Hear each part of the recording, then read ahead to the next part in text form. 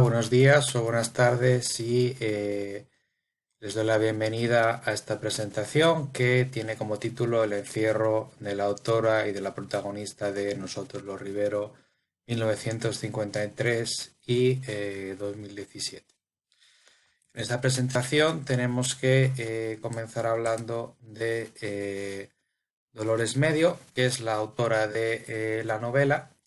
y es muy importante que hablemos de la biografía de Dolores Medio porque toda la obra de ella es muy, pero que muy autobiográfica, ¿vale? Ella nació y murió en Oviedo en 1911 y 1996 respectivamente.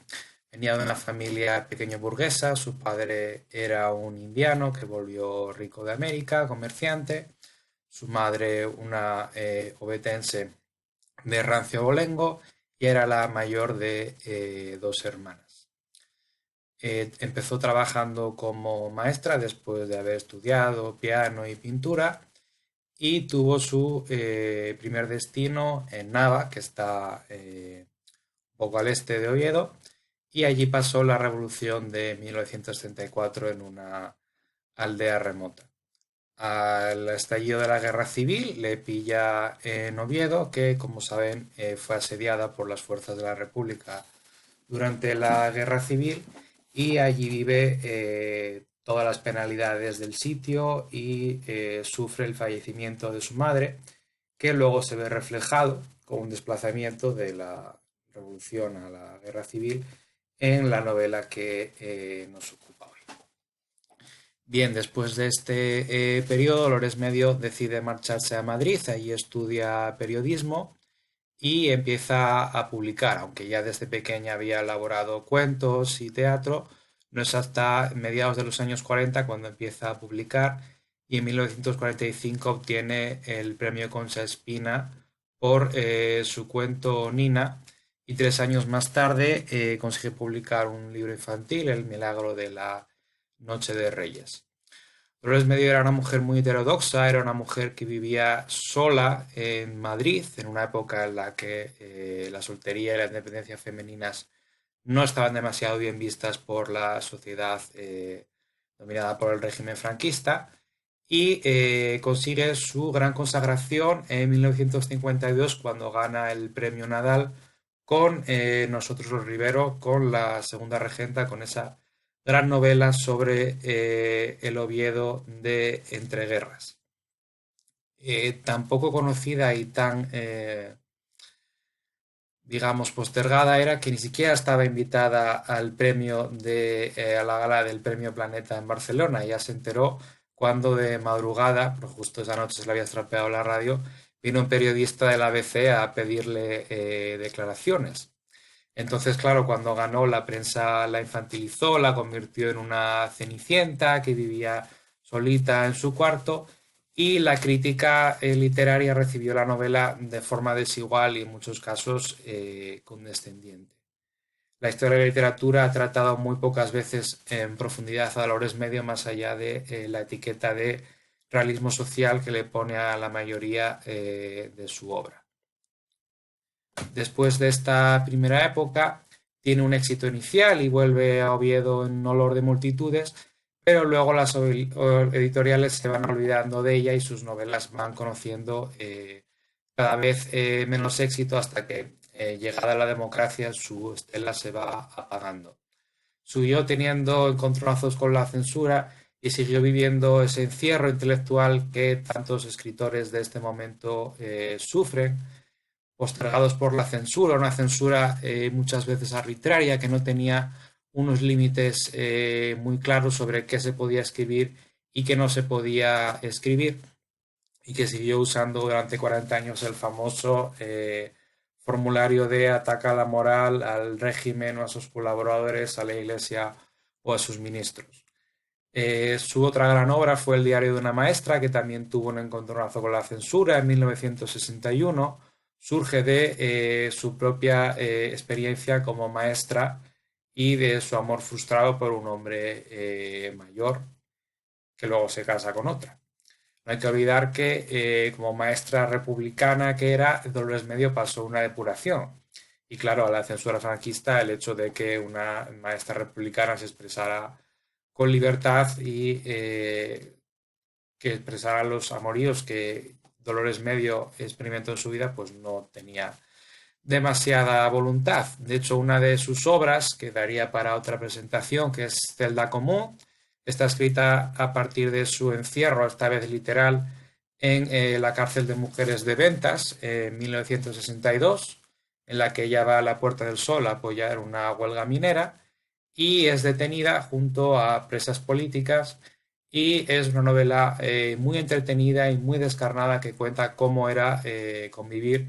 ella, que era una presa política, con presas comunes, todo el sistema de privilegios, de jerarquías que se establece dentro de la cárcel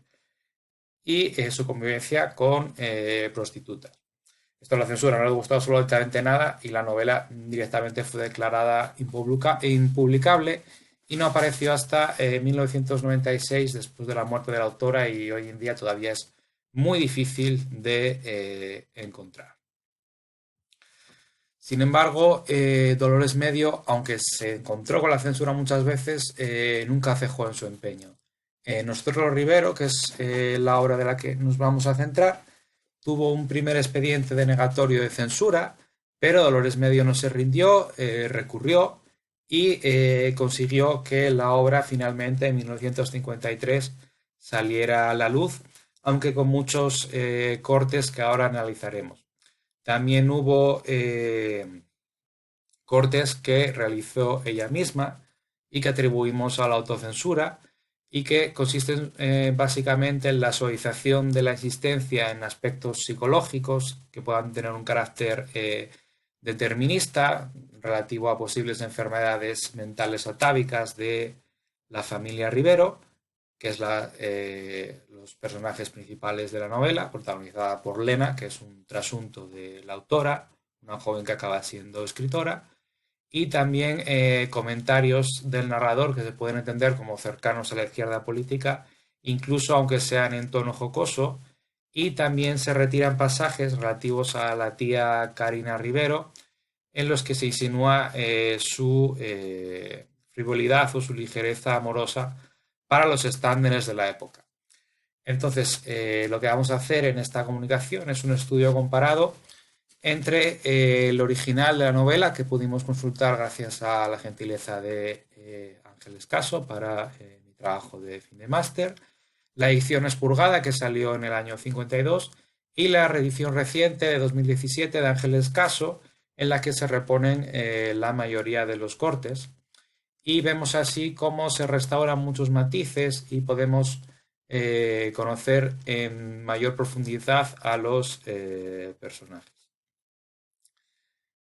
Esta obra tiene un total de 60 fragmentos censurados, 7.112 palabras, sobre todo en la segunda parte del libro, que es la que tiene un carácter más de crónica histórica política, y solamente 13 de los 30 capítulos sobreviven íntegros. Con todo, Dolores Medio se negó a revisar algunos de los pasajes y hubo 21 cortes que la censura solicitó y que no se ejecutaron. Por ejemplo, la descripción de la Puerta Nueva, que era el barrio rojo del Oviedo de la época, el lloro y el sufrimiento de Elena después de sufrir el abuso en la catedral por parte del capitán Jáuregui, y reflexiones como, por ejemplo, que autores de libros izquierdistas pues que no eran tan malos o que no tenían tan mala intención. La novela comienza cuando, como llegó un día Dolores Medio, después de llegará, en el caso de la escritura, Lena Rivero llega a Oviedo en el año 50 después de una carrera como escritora en Madrid y empieza a rememorar su infancia. Desde que es muy niña, desde que su padre vive y vive con sus hermanos Ger, que luego desarrollará inquietudes políticas, María, que es la santa, la gran religiosa de la familia, la madre, que es la dominanta, todos los amigos de la familia, y Heidi, que es la medio hermana, hija bastarda solo del padre, que acaba yéndose de allí. Al final de la obra, volvemos al principio, y Lena ya ha madurado tras experimentar todos los conflictos de la Revolución del 34 y todo lo que tiene que pasar la familia para subsistir después de que un accidente acabe con los ahorros venidos de América del padre, y la muerte del padre suma a la familia en una situación muy difícil para la que tienen que trabajar de manera muy dura para sobrevivir. La censura franquista se centra en dos grandes categorías que podríamos llamar moral y política, y borra toda referencia que pueda oler a izquierda, socialismo, convirtiendo a la protagonista en un ser apolítico, y también en un ser desprovisto de sexualidad alguna, y que no puede admirar a su hermano, que es un reconocido republicano. La censura también tacha todo lo que pueda entenderse como irreverente hacia la religión, y todo lo que pueda recaer en falta de decoro, en palabras gruesas. Por ejemplo, en lo relativo a la sexualidad, podemos leer un pequeño pasaje sobre la descripción de Heidi por parte de una Lena niña. Lena la contemplaba sin respirar, anhelante. También ella algún día tendría un cuerpo tan bonito como el de Heidi, y se pondría un peinador de encaje. Deseaba crecer, crecer pronto, ser mujer y sentir florecer sobre su carne todos los signos de la pubertad. Le molestaba aquel cuerpo liso de niña, y sentía deseo de abrazar a Heidi, de fundirse con ella, de ser ella misma. Con verdadera fiebre aguardaba la hora de retirarse a descansar para poder contemplarla desnuda, para cogerse a su regazo, rodeándola con sus brazos, para sentir sus dedos suaves, suaves enredarse entre tus cabellos. Fragmentos sin mayor carga erótica, pero que la censura no soporta. En cuanto a la falta de decoro, también tenemos un pequeño pasaje delicioso al principio de la novela que dice así: se cuenta, y no como cuento, sino como historia, más allá que en los tiempos de la Inquisición, en la ciudad de Ávila salió una noche la Santa Compañía a detener a una familia sospechosa de herejía. Por equivocación llamó a la puerta de una casa de mujeres de vida alegre. Asomó a la ventana la dueña de ella, y al ver la ronda comenzó a gritar asustada: «Váyanse vuestras mercedes a otra parte, que aquí somos todas puntos suspensivos, pero muy católicas. Bien lo sabe la ciudad». Inaceptable totalmente para la censura. Y también se tacha todo aquello que se salga de la ortodoxia católica, y los arranques de misticismo y de panteísmo de Helena, la protagonista, son reprimidos sin ninguna piedad. Por ejemplo, cuando el narrador describe su religiosidad así: en la pintoresca mezcla de religión y mitología, de amor divino y humano, de fe y de arte con que Helena consideraba las cosas, comparó a la señora, a la Virgen, con la diosa Juno, y pensó que quizá las estrellas fuesen gotas de leche desprendidas de aquella augusta nodriza. Todo tiene que ser ajustado a la moral aceptable del régimen. No puede haber referencias a la pubertad, no puede haber referencias a amores fuera del matrimonio. Todo lo que huela a sexualidad es reprimido. Incluso hay un episodio en el que un amigo de la familia, el capitán Jáuregui, engaña a Lena para citarla en la catedral y abusa de ella. Y ya a lo que la propia censura elimina, la editorial Planeta, y se encuentra en el expediente de censura, todavía borra un poco más y descafeína totalmente un episodio de abuso sexual que para el lector de 1953 pues resulta algo casi incomprensible, porque se borra toda la carga del engaño erótico por parte del capitán Jáuregui. Hemos hablado entonces de la censura de carácter moral, pasamos ahora a hablar de la censura de carácter político. Esta censura se centra sobre todo en no dar tregua a ninguna de las ideologías que puedan estar en disonancia con el franquismo oficial. O sea, ni siquiera se permite hablar de la Unión Patriótica de Primo de Rivera. Los personajes son apolíticos. Nada de republicanismo, nada de socialismo. Y así, por ejemplo, lo vemos en la famosa escena en la que Lena entra en el cuarto de su hermano y ve los libros que hay que son totalmente censurados, además de referencias a la República de 1931. El plan quinquenal de Stalin, técnica del golpe de Estado de Malaparte, la rebelión de las masas de Ortega y Gasset,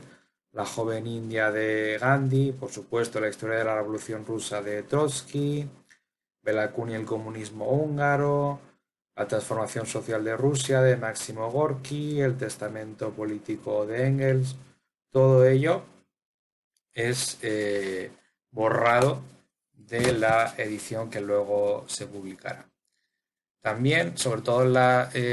segunda parte, se cargan las tintas porque en la segunda parte se nos narra con todo lujo de detalle cómo viven Lena y su familia, compuesta en ese momento únicamente por mujeres, la revolución del 34.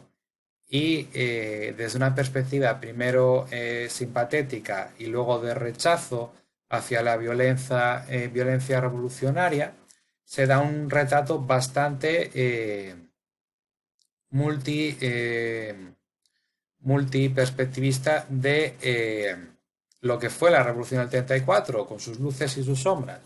Pero esto a la censura no le gusta y únicamente quiere la historia oficial. Todos los detalles que puedan presumir alguna afinidad por parte de la población hacia esto son censurados. Por ejemplo, en el capítulo 25, el del comienzo, solo queda la frase transcurrió todo el día la misma calma. Detalles como que el comercio había cerrado o que en todos los espíritus latía la misma inquietud, el temor o la esperanza, según el matiz político de una revolución inminente, desaparecen. ¿Cuáles son las consecuencias de estos cortes sobre la novela? Pues podemos resumirlos de la siguiente manera, teniendo de fondo esta genial adaptación que hizo Televisión Española con guión de la propia Dolores Medio. Pues vemos que hay una sexualidad forzosa en los personajes, ni siquiera se puede insinuar. Hay una eliminación total de los exabruptos y de los arrebatos románticos, incluso cuando los personajes están más furiosos. Hay un catolicismo totalmente tridentino, sin nada que pueda ser medianamente místico o alejado de la ortodoxia. Y se pierde toda la crónica de la Revolución del 34, toda la intrahistoria, frente a ese triunfalismo oficial que quería imponer el régimen. Los cortes, aunque no afectan al núcleo de la novela, aunque el argumento sigue siendo el mismo, sí le restan muchísimos matices, muchísimos detalles de un valor documental y de un valor que nos permite profundizar en los personajes y conocer también cómo una persona contemporánea vivió aquellos acontecimientos que conmovieron al mundo entero, que no olvidemos que fue la última revolución obrera de la Europa occidental. La novela reeditada bien merece una segunda lectura y este es un asunto que seguramente pueda tener continuidad en más estudios de obras de Dolores Medio como la que citábamos antes, Celda Común, que estaba sin tocar. Muchas gracias por su atención.